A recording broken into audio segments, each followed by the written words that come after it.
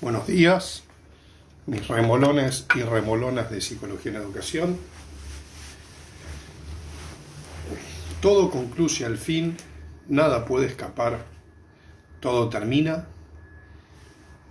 Tengo que comprender, no es eterna la vida y esperemos que no sea eterna la pandemia.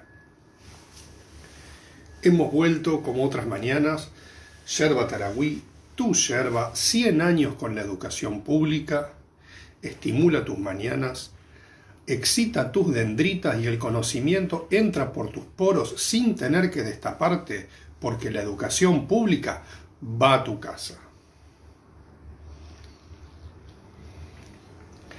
Estuve luchando buena parte de la mañana por destapar la bombilla, así que en cualquier momento puedo ingerir un cascote de yerba, ponerme violeta y empezar a toser. No es coronavirus, es Yerba Tarahui, tu yerba, 100 años con la educación pública desde la reforma del 18 en adelante, acompañando al estudiantado reformista.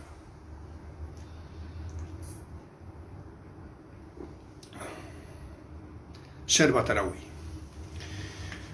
Bueno. Tengo la triste noticia de que este sería el último teórico del año. Esto se debe a que ya estamos en fecha de presentación de los trabajos y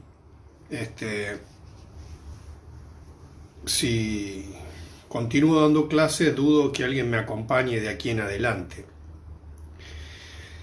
Hay muchos temas que para mi gusto podrían haber sido desarrollados con mayor amplitud, hay un montón de cuestiones que han quedado en el tintero que me hubiera gustado desplegar aún más. Pero bueno, estamos ya en fecha de entrega de trabajos, he dado una prórroga de una semana más como para que puedan acomodar trabajos. He recibido algunos.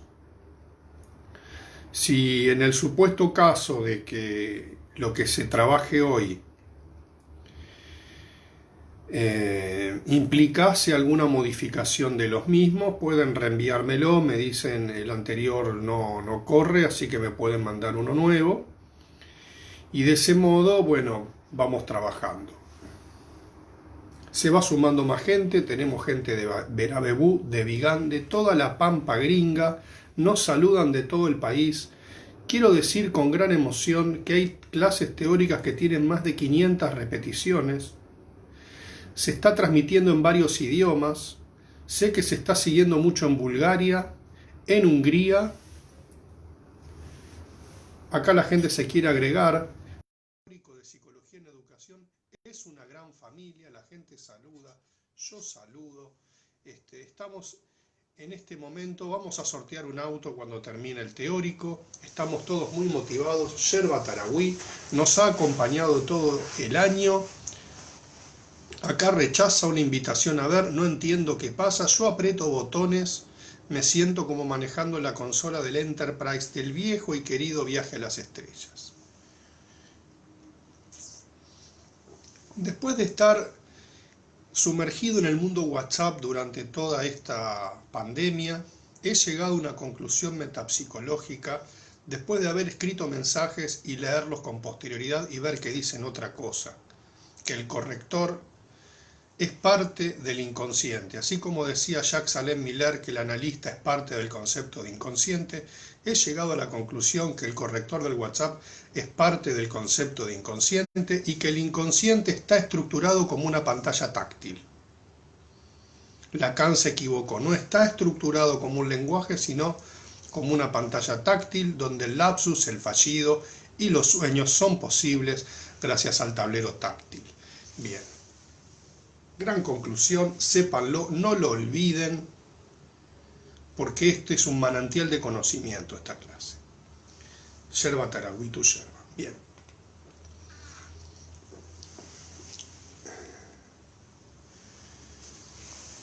En las clases anteriores, bueno, pudimos dar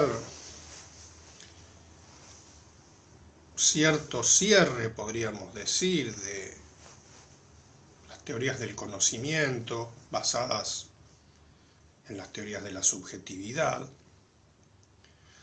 Pudimos trabajar las diferencias entre los postulados psicoanalíticos y el constructivismo como principales referencias de las teorías de la subjetividad y cómo en ellas podemos pensar el progreso psíquico y de algún modo cómo se puede encuadrar la problemática del pensamiento, la inteligencia y sobre todo, a los fines de la psicología en educación, los procesos inherentes a los aprendizajes en sus distintas variedades.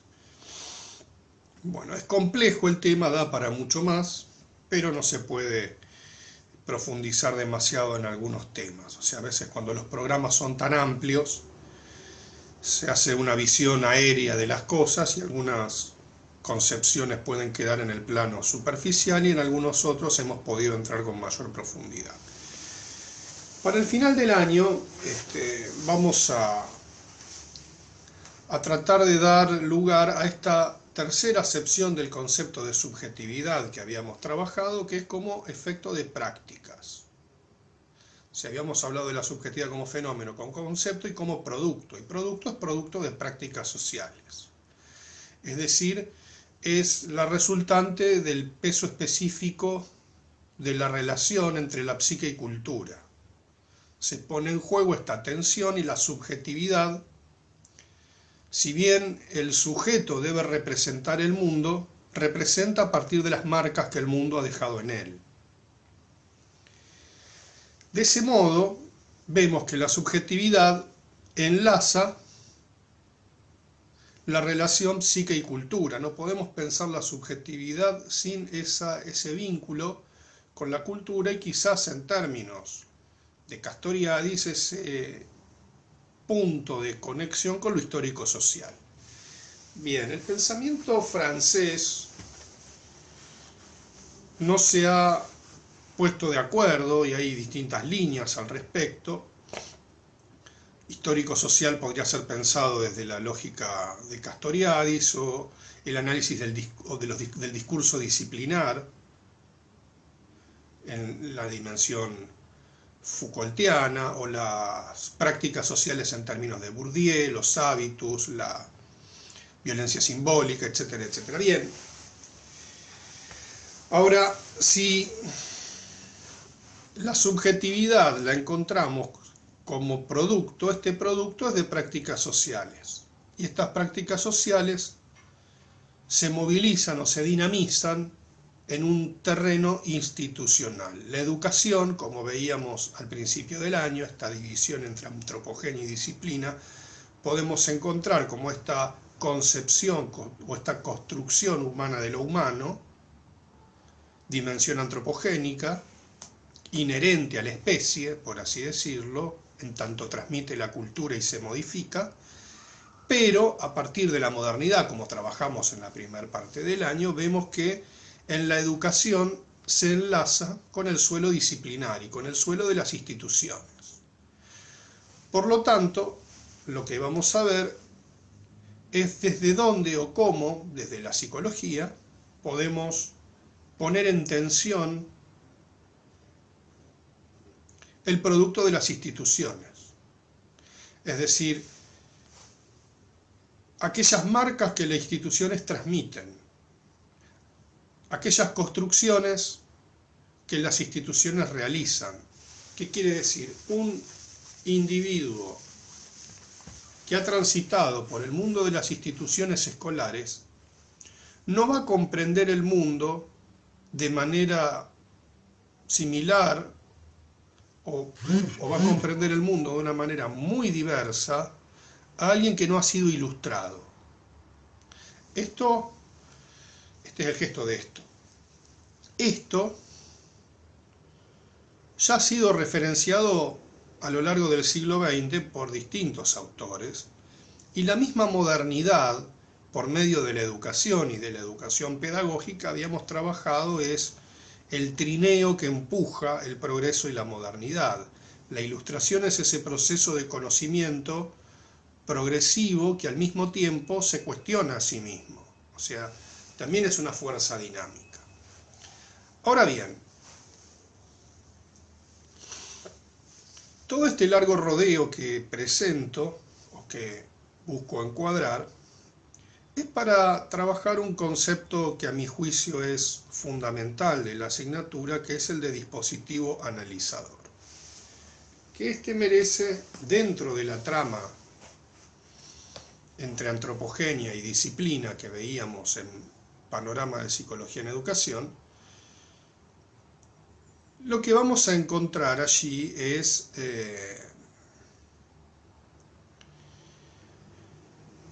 que es un concepto que está fuertemente sujeto a ciertos movimientos históricos.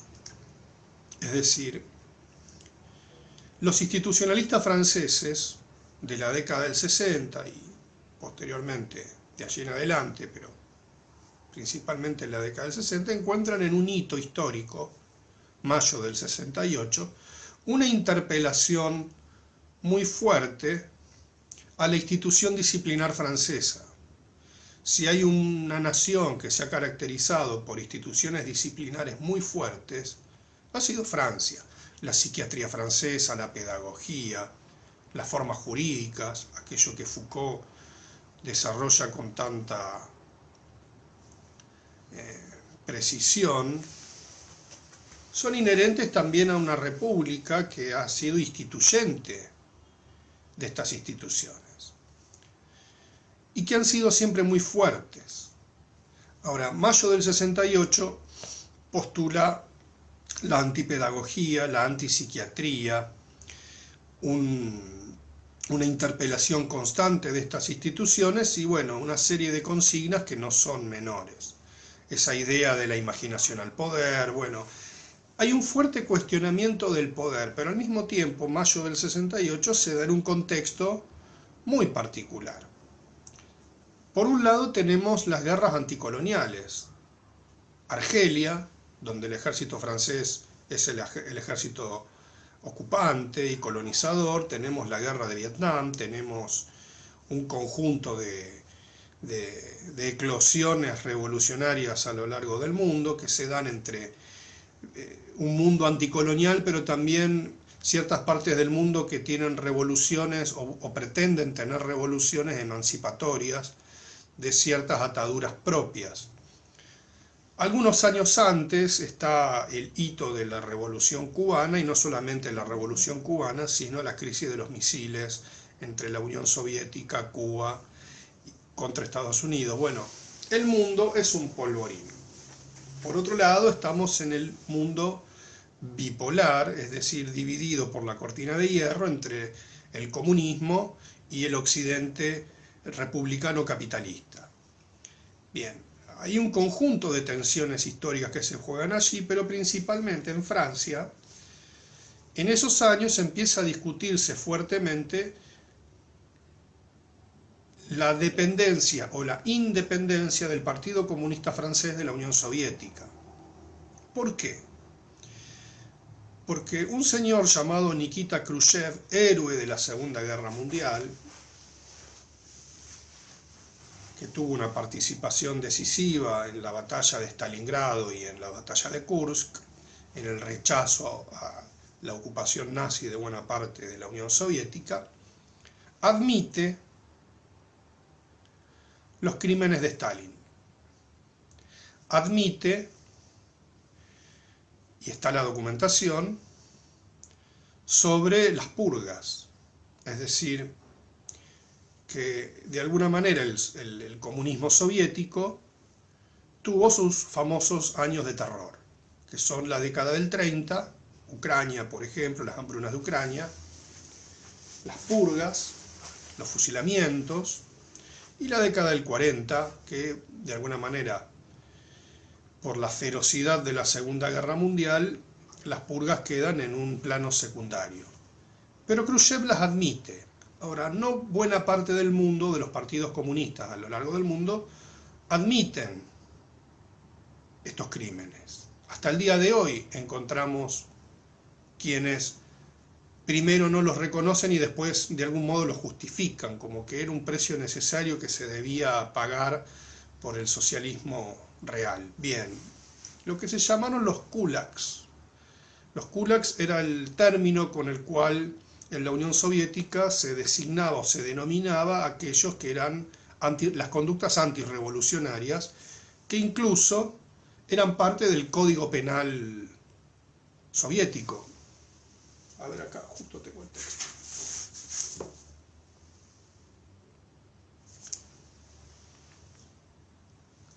Este es un autor ruso.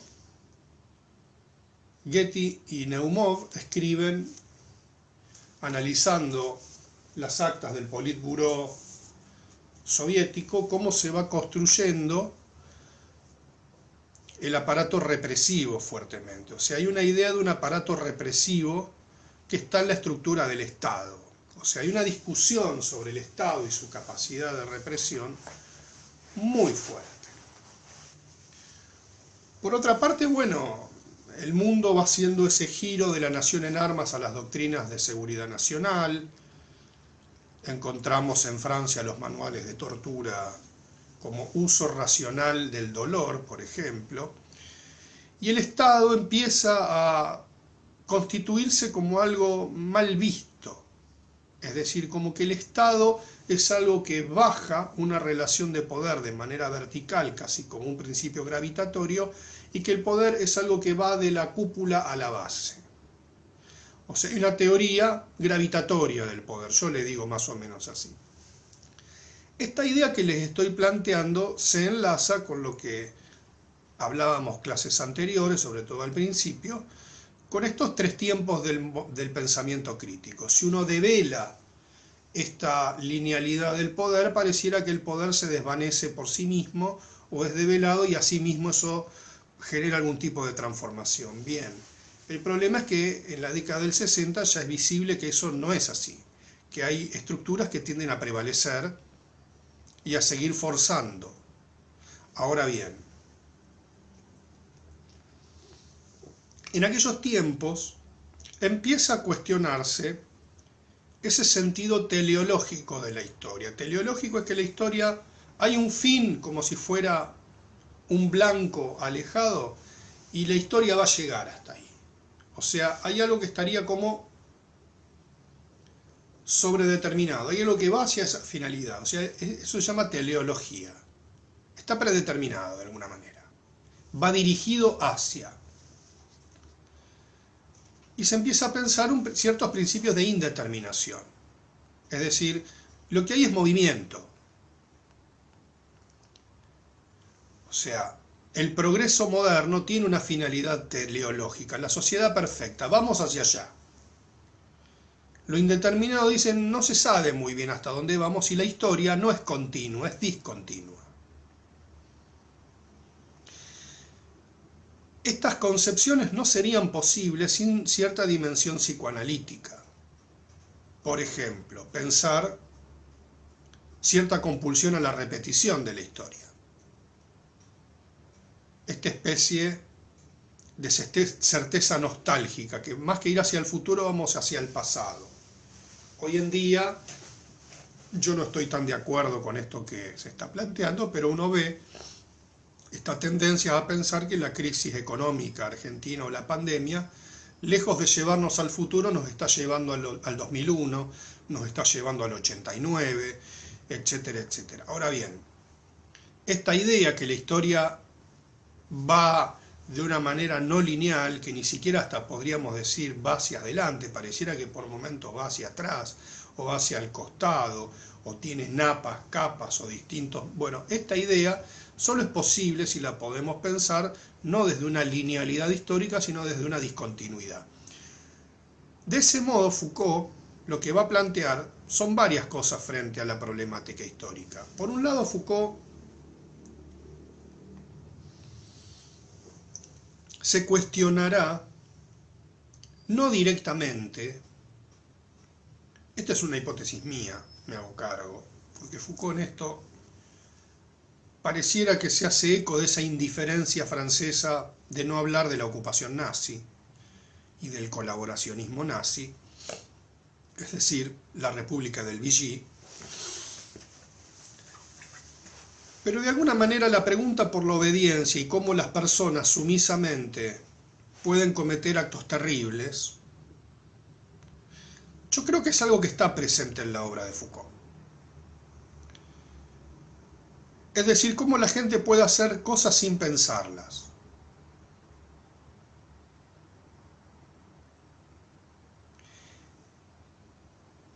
Y esta idea que plantea Foucault no tiene que ver con que las cosas planteen dilemas morales, sino que la disciplina nos configura de modo tal, el discurso disciplinar, donde es un modo de parasitación lenguajera que se interpone entre nuestras ideas del bien y el mal.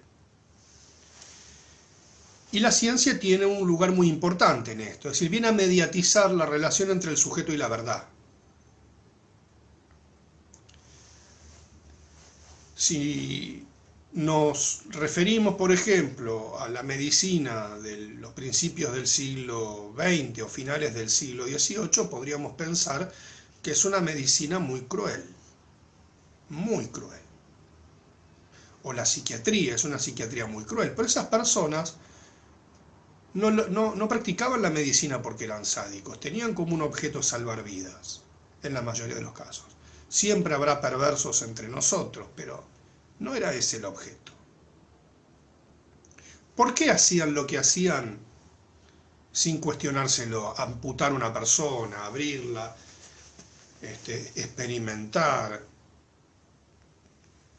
Porque creían que hacían lo correcto, creían que estaban contribuyendo con la ciencia. La disciplina a veces nos puede volver crueles pensando que estamos haciendo lo mejor.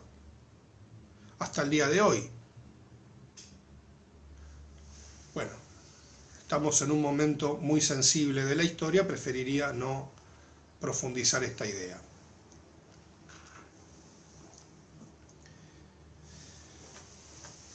Ahora bien, Foucault se encuentra en un momento de una fuerte ruptura del PC francés con la Unión Soviética, es decir, independización porque hay una admisión que el Partido Comunista a nivel global ha encubierto los crímenes de Stalin. Entonces acá se produce una fuerte división. Esta fuerte división no es solamente moral, es política. Y es política en torno a la verdad. ¿Por qué planteo esto? Porque el problema de la verdad es un tema bastante delicado, sobre todo en aquellos tiempos, fines de la década del 60. Es decir, que algo sea cierto no es suficiente, tiene que ser algo políticamente necesario. O sea, aceptar o no aceptar esta base, digamos, de terrorismo de Estado que ejerció la Unión Soviética es algo que debemos admitir o no debemos admitir. La verdad es política en este plano. Bien, acá tenemos una fuerte división, es decir, Foucault lo que planteará, sobre todo en La verdad y la forma jurídica, es un texto muy interesante, es que la problemática de la verdad se da en el marco del conflicto. Y se da en el marco del conflicto político. Dice, es la chispa que brota del choque de dos espadas. Es decir, hay un aspecto del conflicto que hace visible una trama de la verdad. O sea, las cosas para Foucault son planteadas en una red de sujetaciones. La verdad, o la trama de la verdad, porque no podríamos decir la verdad como una cuestión en sí misma, este es el gesto de en sí misma, y acá pueden hacer la captura de pantalla para que mis manos me dejen en lugar de un intelectual comprometido con la historia, que este es el gesto. Hagan la captura de pantalla, me quedo petrificado 3 segundos, como para que ustedes puedan hacerla. Intelectual comprometido con la historia. La verdad es una red, y es una red de sujetaciones. Y esta sujetación está inscripta en la trama del poder. Microfísica del poder, dirá Foucault. Ahora, ¿por qué microfísica? ¿De dónde sale esta palabra tan complicada? Foucault extrae la metáfora de la microfísica del poder de los cambios que se vienen dando en la física tradicional. Si la física, de alguna manera, estudia el comportamiento de los cuerpos, la microfísica estudia el comportamiento de las células o átomos que interactúan adentro de los cuerpos.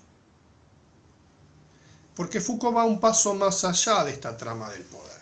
Foucault discute profundamente con Althusser en la teoría del poder. Porque Althusser representa una línea importante del PC.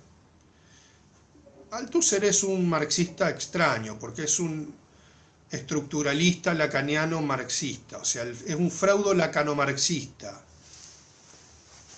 Althusser. Pero la teoría del poder de Althusser, la teoría del aparato ideológico del Estado, es precisamente lo que Foucault cuestiona. O sea, esa combinación que se hace, el gesto de combinación, Foucault, Althusser, Paulo Freire, toda esa ensalada rusa que a veces se hace, es bueno lo de ensalada rusa, no lo había pensado, fue un hallazgo en un momento. Son autores que dicen todas cosas diferentes, pero pareciera que van alineaditos y no lo están. Foucault cuestiona profundamente esa teoría. La teoría del aparato ideológico del Estado, Foucault la hace volar por el aire. Porque lo que va a plantear es que el poder no es trascendental, no viene por esa fuerza gravitatoria, sino que se produce en ese conflicto y es inmanente. Y que el poder tiene la capacidad de generar conflicto. Le gustaba el quilombo, era como una especie del programa de Mauro Viale de los fines de los años 90, el caso Coppola, La Momia, Samantha y Natalia de Negri tirándose con el vaso de agua. El quilombo, le gustaba el quilombo, una especie de Mauro Viale, Jorge Rial de aquello. Le gustaba el quilombo. Él armaba quilombo, Foucault. Entonces, ahí se generaba el poder. En el conflicto. La teoría Foucaultiana del poder es una teoría del conflicto.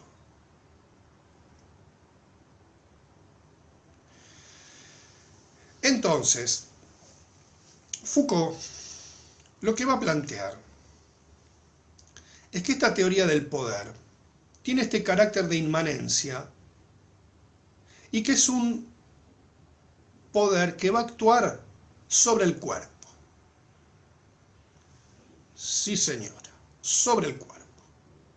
Y que este modo de materialización de las relaciones de poder, de esta microfísica del poder, se va a enmarcar en el contexto de los dispositivos.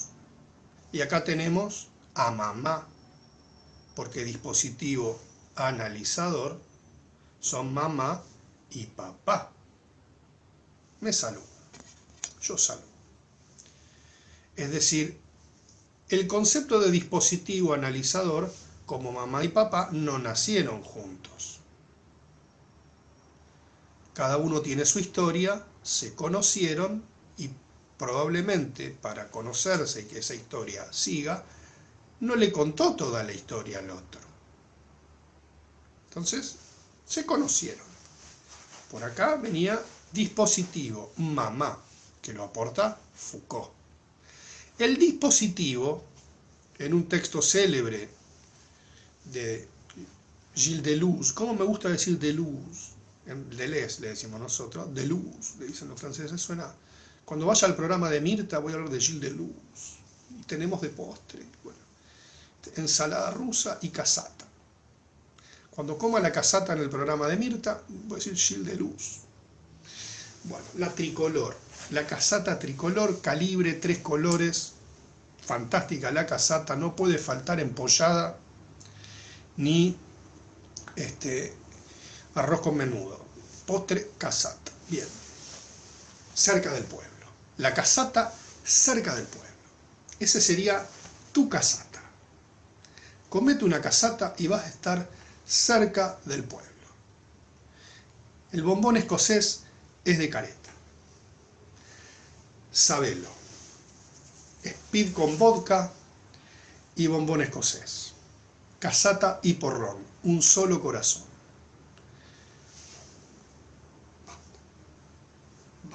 Ya volví. Me tomo un mate integrador y vamos a aprovechar, son 9:10, para el primer like motivador de la mañana. A la cuenta de 1, a la cuenta de 2 y a la cuenta de 3, nuestros likes suben al cielo y se conectan.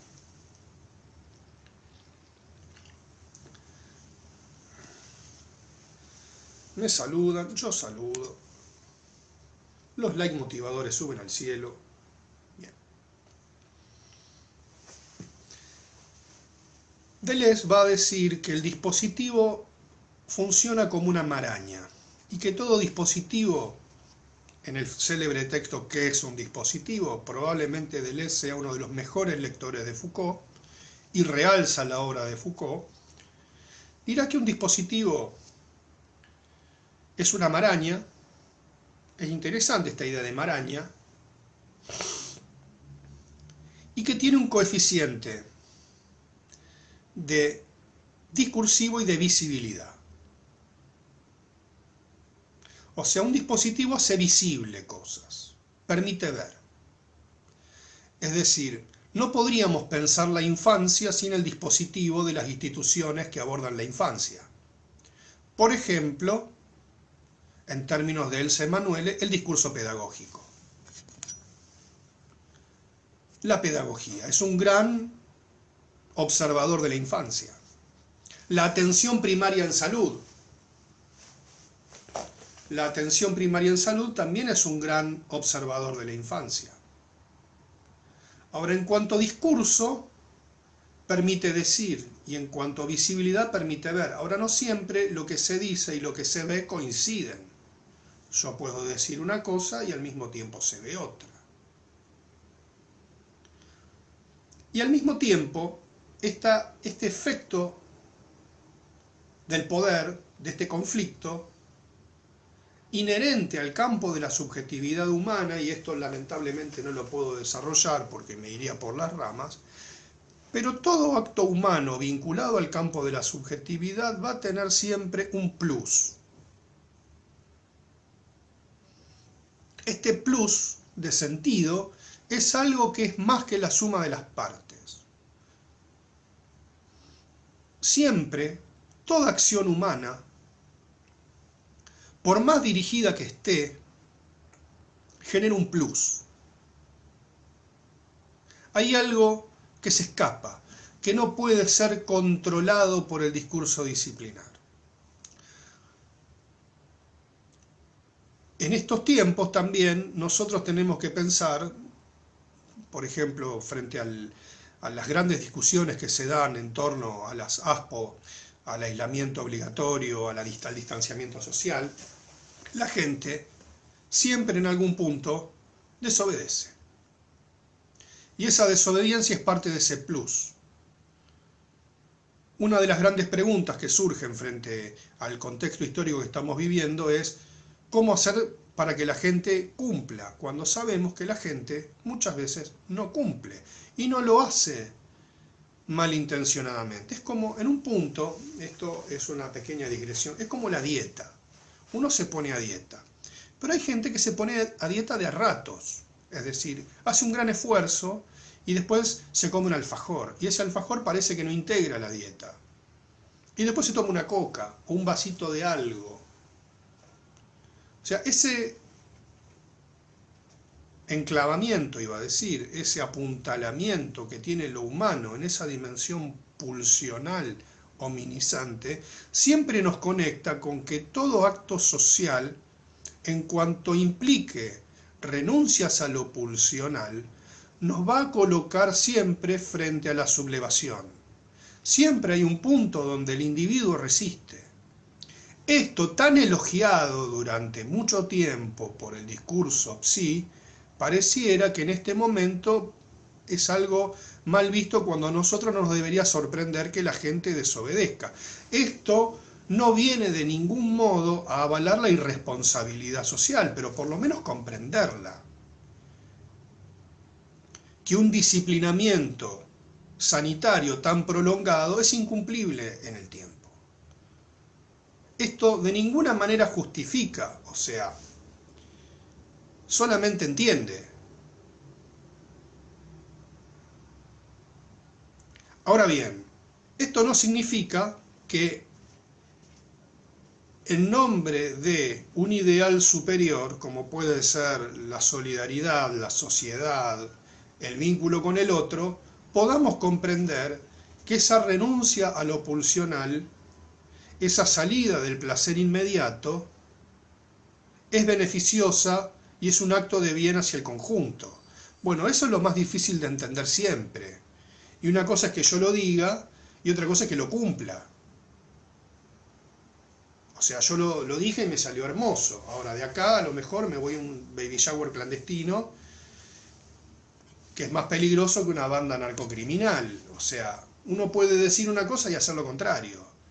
Es más, puede estar diciendo algo y haciendo lo contrario. O sea, cuando Freud se pregunta por la decisión del yo y el proceso defensivo, la negación, la denegación y todas estas categorías tan confusas y tan raras por momentos, está pensando en fenómenos muy similares a este. Había gente que era la moral sexual cultural, es decir, esta contradicción entre el decir y el hacer que tenemos los seres humanos es bastante particular.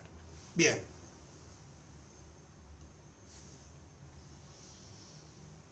Entonces el dispositivo permite visibilidad. Y por otro lado tenemos el término analizador, que es el que viene a aportar Lapasade, Luró y los muchachos del pensamiento institucionalista francés. Aparte, todo lo que es francés es Finoli. Entonces hay que usarlo porque queda bárbaro. El dispositivo analizador, el concepto de analizador, es un concepto que viene de la química, que es descomponer en partes. Y lo que va a permitir el dispositivo analizador es, frente a un episodio, un suceso, poder descomponerlo en partes e intentar comprender la trama interna. El mejor ejemplo de dispositivo analizador, y vuelvo nuevamente sobre las metáforas que alude, provienen de la química y de la física. Y lo voy a explicar así. Hace un tiempo yo fui con mis hijos al planetario y te hacen un recorrido donde te muestran algunos fenómenos científicos muy interesantes todos.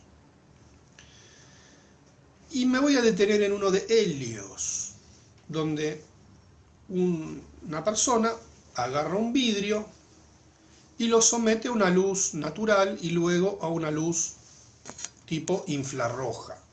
La luz natural, uno ve el vidrio transparente. Cuando lo somete a la luz infrarroja, el vidrio se ve con manchas adentro, y como si tuviera formas adentro y figuras. Y dice, esas figuras son fuerzas que marcan distintas consistencias de la materia y del vidrio.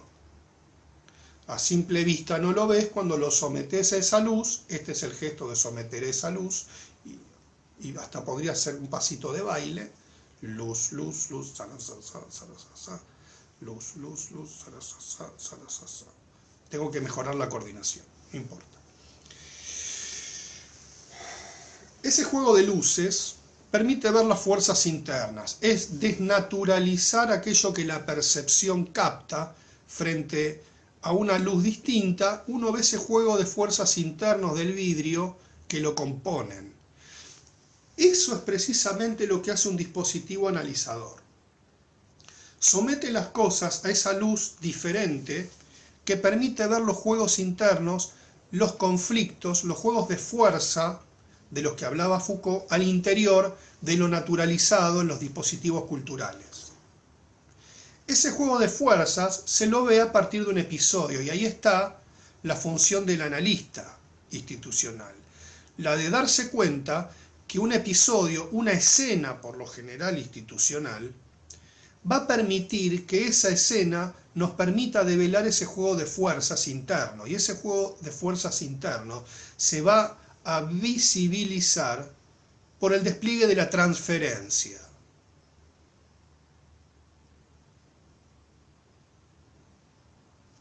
Transferencia. En mi libro, Vigilar y Alimentar, trabajo un pequeño capitulillo, la desnutrición infantil como dispositivo analizador. Allí digo, el dispositivo analizador remite a la construcción y articulación de nociones, ideas y conceptos propuestos por el análisis institucional francés a fines de la década del 60. Su propuesta pone en diálogo conceptos psicoanalíticos desde una interpretación preferentemente lacaniana, con desarrollos de la filosofía y la sociología. El dispositivo analizador se hace visible por medio de intercambios e interacciones de juegos de fuerzas que cobran significación y registro sobre el suelo institucional. Bien.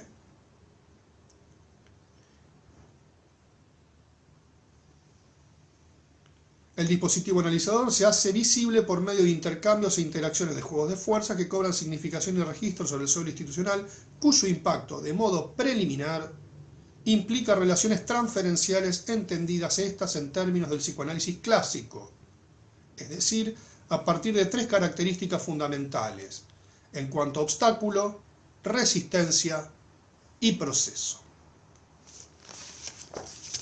Este es el punto donde se enlaza la concepción psicoanalítica de transferencia con el dispositivo analizador como construcción clínica institucional.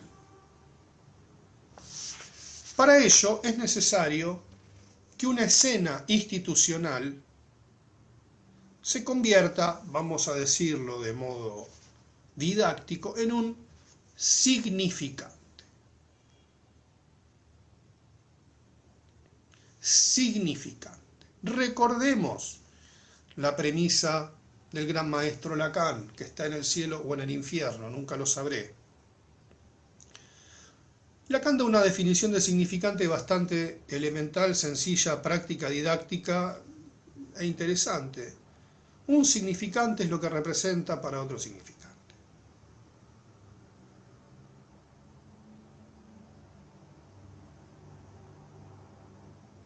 Es lo que significa para otro significante. Es decir, el significante es aquello que encadena. Ricardo Rodulfo, psicoanalista argentino,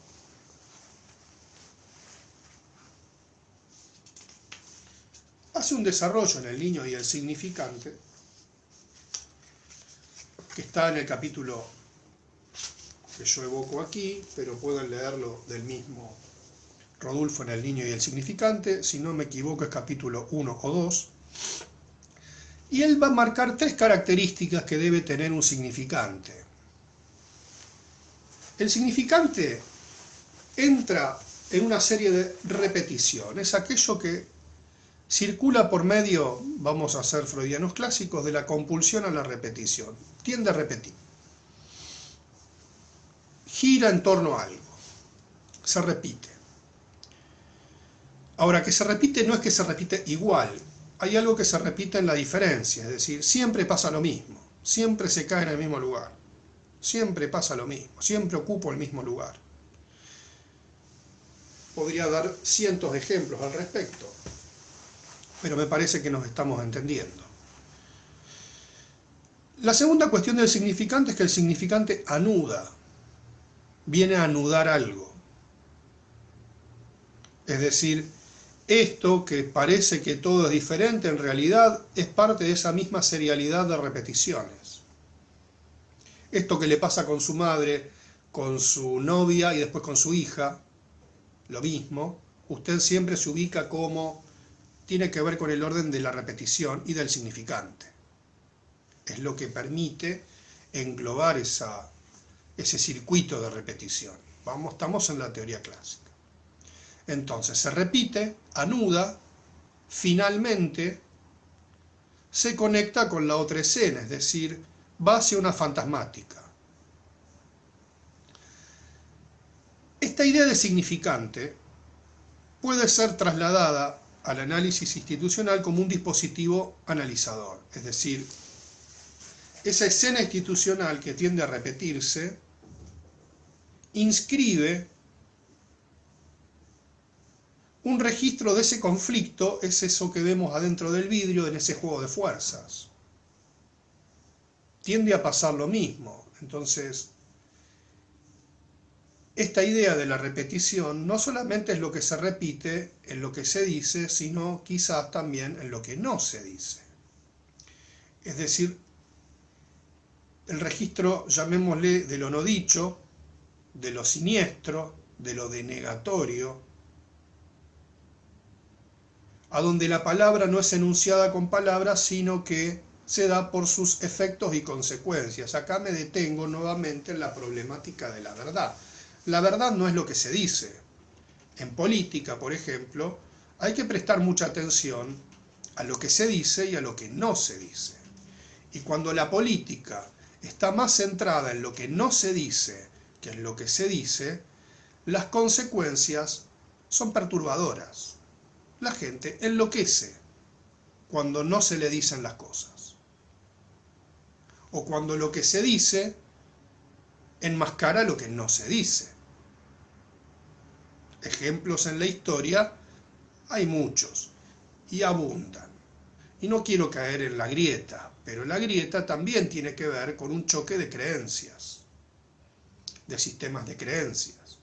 O sea, escuchar, una escucha analítica, es escuchar lo que se dice y lo que no se dice. Ahora, lo que no se dice no es una suposición arbitraria, sino que también se puede empezar a registrar por los indicios de los efectos de las cosas. Y acá nos volvemos a inmiscuir nuevamente en la problemática de la verdad. O sea, esta idea que aparece en Lacan, yo no suscribo a como lo plantea él, la verdad del inconsciente. Bueno, hay algo de la verdad que no está siendo dicho y que el mismo sujeto no lo registra como tal. Ahora, yo, en esto lo dije en clases anteriores, no creo en el concepto de verdad del inconsciente, no lo considero, cuando digo no creo, no lo considero acertado, sino que en todo caso hay un realismo del inconsciente. Y ese realismo del inconsciente habla por los efectos, aunque el sujeto no tenga recursos simbólicos para registrarlo. Bueno, en las instituciones pasa algo muy parecido.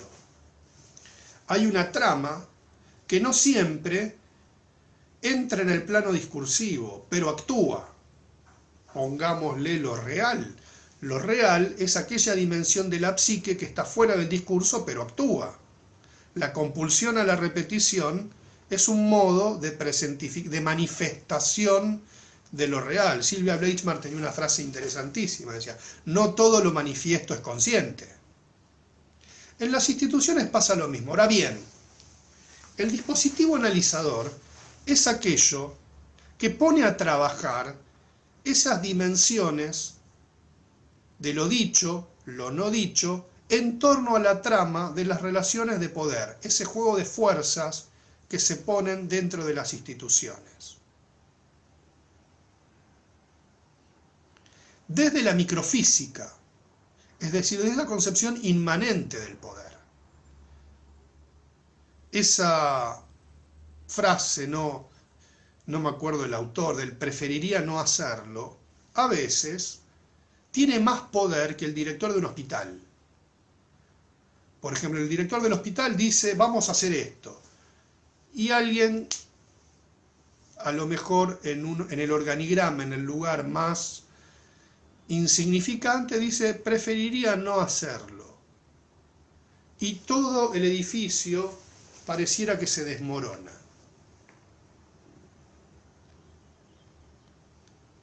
Ahora esta red, esta madeja, volvemos nuevamente, de complejidad que se pone en juego en una institución, es este juego de fuerza que el dispositivo analizador, por medio de la transferencia, pone a trabajar.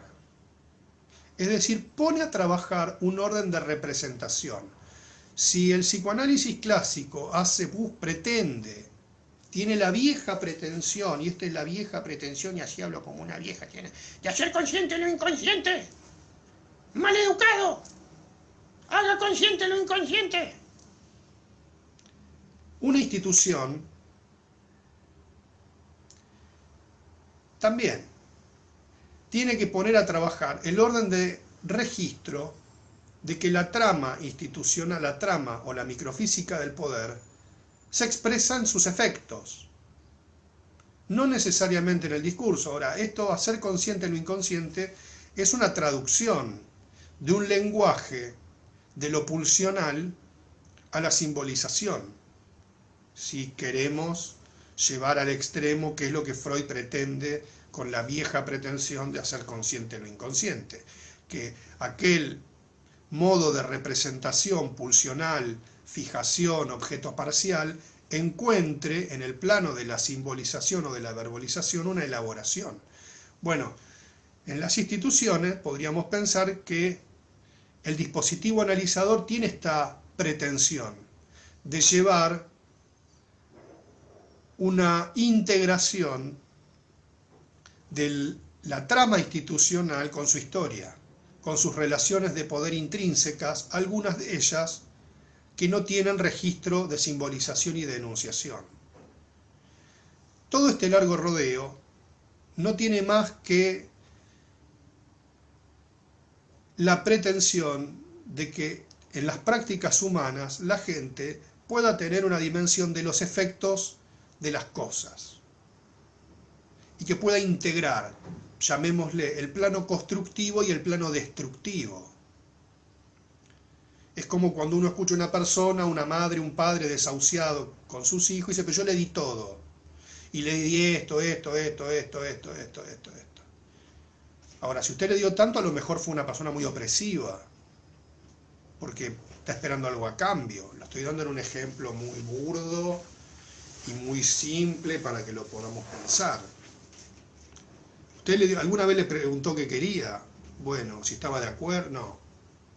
Ahora, esta persona de ninguna manera se piensa opresiva, invasiva, avasallante. Todo lo contrario. Ahora, ¿de dónde viene esa cuestión? Bueno, es otro cantar. Entonces, el dispositivo analizador tiene esta conexión con la teoría del poder Foucaultiana, una teoría del poder inmanente, esta problemática de la verdad, no de la verdad como una cosa en sí misma, sino como una verdad emergente del conflicto y de las consecuencias del conflicto.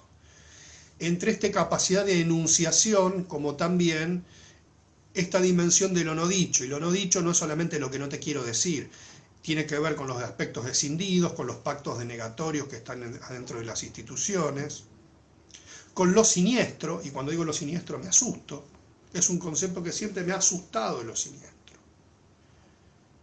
Las películas de terror juegan mucho con el concepto de lo siniestro. La serie Stranger Things también juega con este aspecto de lo siniestro en la infancia y en la preadolescencia. Bueno, no importa, esto lo dije solamente para hacerme el sofisticado y el misterioso, que en la facultad nuestra queda muy bien, hacerse el sofisticado y el misterioso y decir algo que parece inentendible. Bueno, eso a mí me sube mucho el hándicap como profesor universitario. Hay que decir cosas que no se entiendan. Entonces eso es el tipo muy grosso, no le entendí nada. ¿Cómo sabe? Impresionante, impresionante. Te habla en francés, en ruso, dice algo coherente en absoluto. Por eso es un grosso. No se le entiende nada. Es grosísimo. Mi asesor de imagen me dice eso. Vos, que no te entiendan. Vos, batifruta. La gente le encanta. La gente le encanta. Vos tirás así. Basta. Ya está. Ya volví. Bien. Ahora, por otra parte, el dispositivo analizador tiene este componente técnico, metodológico y clínico. Es decir, interviene, es interviniente e interpreta. No siempre uno tiene la posibilidad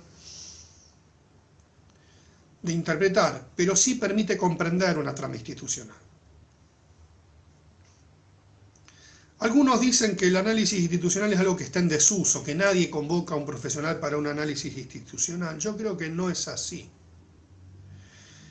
El análisis institucional implica la comprensión de una dimensión y la capacidad de observar el juego de fuerzas interno que toda construcción humana implica relaciones de poder internas.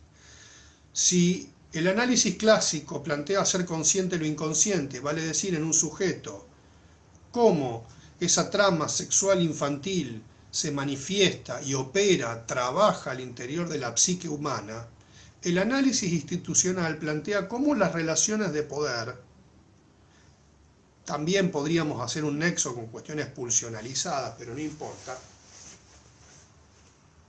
son de algún modo artífices de ese plus que conmociona y perturba una idea de sociedad perfecta, en cuanto el ser humano siempre está, por su condición de existencia, proclive a generar ese plus de sentido, ese plus de placer, ese plus pulsional, que se reserva un plano desadaptativo en la existencia. Ahora, esta comprensión no es una justificación de que cada uno haga lo que se le da la gana, sino de poder medir o poder pensar las consecuencias de las acciones humanas. Y comprender, cuando hablamos y repetimos los tres imposibles de Freud, curar, gobernar y educar, estamos hablando, de alguna manera, de las instituciones disciplinares. Así como hay un peso profundo de las instituciones disciplinares por, de alguna manera, encuadrar y englobar la subjetividad humana, hay un aspecto de la subjetividad humana que persiste en el plano desadaptativo, que se resiste. Y algunos regímenes políticos, la única manera de controlar esto ha sido mediante la represión. Bueno, este tema da para mucho. Yo no quería cerrar el año sin plantear estas cuestiones.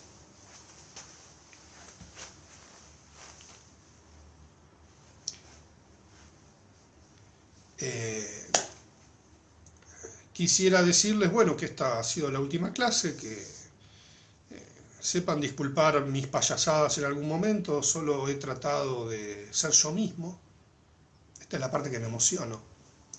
Se me caen las lágrimas. Le agradezco a los cámaras, le agradezco a los iluminadores, le agradezco a quienes me peinan, le agradezco a mi vestuarista. Esta camisa era de Quique da Piaggi, que me la dio allá cuando estaba en Canal 5. Me emociono. Esta es la parte que me quiebro. Que le agradezco a China por habernos mandado el coronavirus, que le agradezco a Trump por ser como es. Gracias, Trump, por ser como sos, por entretenernos en este mundo maravilloso y la amenaza nuclear que todo esto implica. Bueno, gracias, Bolsonaro, por enseñarnos a no temerle al coronavirus, a tener coronavirus y toserle a la gente, y sacarnos el barbijo y revolearlo y decir, como el Diego, el coronavirus no existe. Bueno, esta es la parte que yo me emociono, que saludo. Vayan entregando los trabajos. Tenemos una pequeña prórroga para poderlos presentar. Si alguien quiere hacer alguna corrección, puede hacerlo, si ya entregó, en función de lo que hemos trabajado. Los trabajos a lo mejor que no acreditan todavía para la promoción tienen la posibilidad de rehacerlos, yo se los voy a ir indicando. Y es muy probable, pero muy probable, no lo prometo porque ya he prometido cosas que no he cumplido, que hagamos un Google Meet donde yo haga una devolución de los trabajos, y esto sería solo obligatorio para los estudiantes que hacen el práctico conmigo. Los que no hacen el práctico conmigo y han venido al teórico y quieren curiosear y reírse de los demás, que es algo muy sano en esta sociedad, pueden hacerlo de colados. Se pueden colar en la clase y pueden estar presentes, pero va a ser obligatorio para los que figuren en los trabajos que estén presentes en la devolución. Esto yo lo publicaría más adelante. Así que bueno, espero que puedan trabajar, pueden hacerme preguntas, no me bombardeen por privado haciéndome preguntas raras como es usual, pongan las preguntas en la página de Facebook de este teórico, vamos a compartir las preguntas y las respuestas, siempre son beneficiosas para todos. Quiero decirles que este dispositivo de clases virtuales es muy raro para mí también, hubiese sido mucho más lindo y didáctico, creo que estar en contacto visual y presencial, pero esto no ha sido posible por las medidas preventivas. Espero que algún día podamos hacer una gran reunión y abrazarnos y bailar la rueda a rueda todos juntos, sin barbijo, y celebrando que todo este castigo divino, porque es un castigo divino por los pecados que hay en la tierra, yo estoy convencido. Esta es la parte que me pega el delirio místico, pero no importa, pasa rápido. Así que bueno, estamos en contacto, cualquier pregunta pueden hacerla, si no les contesto insistan, porque recibo demasiada información por día entre mail, WhatsApp, grupos de Facebook y todo eso. Siento por momentos que me disgrego, hay momentos que mi cuerpo no obedece, que una pierna va para un lado, que un brazo va para el otro, y me río de cualquier cosa. Esa parte es una parte muy dramática, pero la medicación me está ayudando. Así que, bueno,